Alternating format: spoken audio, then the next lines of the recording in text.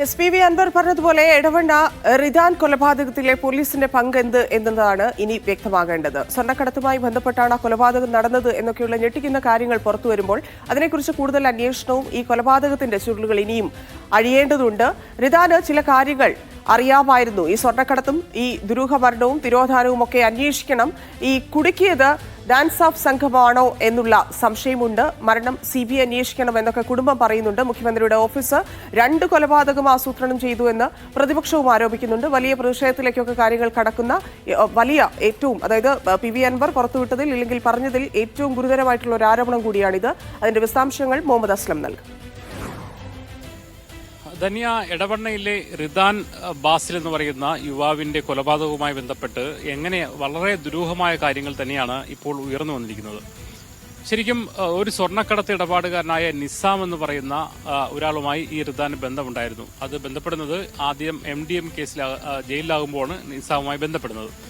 നിസാം എന്ന് പറയുന്ന ആളുടെ സഹോദരൻ ഷാനാണ് ഈ റിദാൻ കേസിലെ ഇപ്പോൾ നിലവിൽ പ്രതിയായിരിക്കുന്നത്. ഒന്നാം പ്രതിയായിരിക്കുന്നത് ഷാനാണ് വെടിവെച്ച് കൊന്നതാണ് പോലീസിന്റെ കണ്ടെത്തൽ. അതനുസരിച്ചാണ് കേസ് ഇപ്പോൾ മുന്നോട്ട് പോയിക്കൊണ്ടിരിക്കുന്നത്.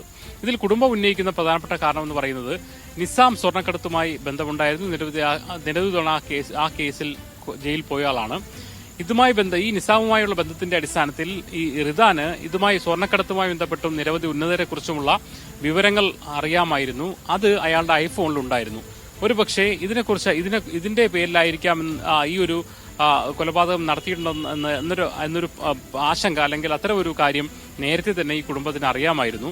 അതുകൊണ്ടാണ് ഷാൻ എന്ന് പറയുന്ന ഒരാളിലേക്ക് ഈ കൊലപാതകത്തെ അവിടം വരെ നിർത്താൻ ഈ പോലീസ് ധൃതി കാണിച്ചു എന്ന് അവർ വിശ്വസിച്ചിരുന്നു.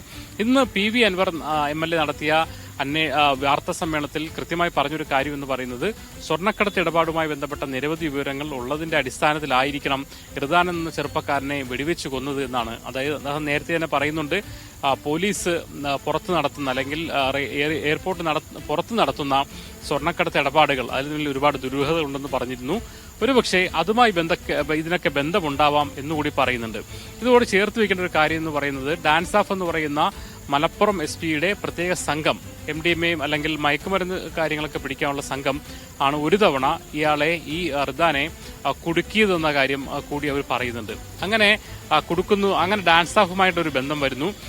ഈ കേസ് അന്വേഷണത്തിന്റെ ഭാഗമായിട്ട് ഈ ഷാനിൽ തന്നെ നിർത്താൻ ഒരുപക്ഷെ ഒരു നമുക്ക് കേരളം പോലുള്ള സ്ഥലത്ത് ഒരു യുവാവിനെ വെടിവെച്ച് കൊല്ലുമ്പോൾ എന്താണ് അതിന് പിന്നിൽ സംഭവിച്ചത്, അതിന് പിന്നിൽ ആരെങ്കിലും ഉണ്ടോ എന്ന അന്വേഷണത്തിലേക്ക് പോകാതിരിക്കാൻ പോലീസ് ശ്രമിച്ചു. മാത്രമല്ല അതിനുവേണ്ടി ഒരു കഥ ഉണ്ടാക്കുന്നതിന് വേണ്ടി ഇത്തരത്തിലുള്ള അതായത് ഈ ആരോപണങ്ങളെല്ലാം ഇതിന്റെ വിവരങ്ങളെല്ലാം മുഖ്യമന്ത്രിക്ക് കൈമാറുമെന്നാണ് PV അൻവർ പറയുന്നത്. അന്വേഷണങ്ങൾ അതിന്റെ വഴിക്ക് നടക്കേണ്ടതുണ്ട്. ആ രീതിയിൽ സർക്കാരും മുമ്പോട്ട് പോകും എന്നാണ്. ഈ ആഭ്യന്തര വകുപ്പിനുള്ളിൽ അല്ലെങ്കിൽ പോലീസ് സേനയ്ക്കുള്ളിൽ എന്ത് സംഭവിക്കുന്നു എന്നതിനെക്കുറിച്ചുള്ള കൂടുതൽ വിവരങ്ങളും വരും ദിവസങ്ങളിലൊക്കെ പുറത്തെത്തും എന്നാണ് കരുതുന്നത്.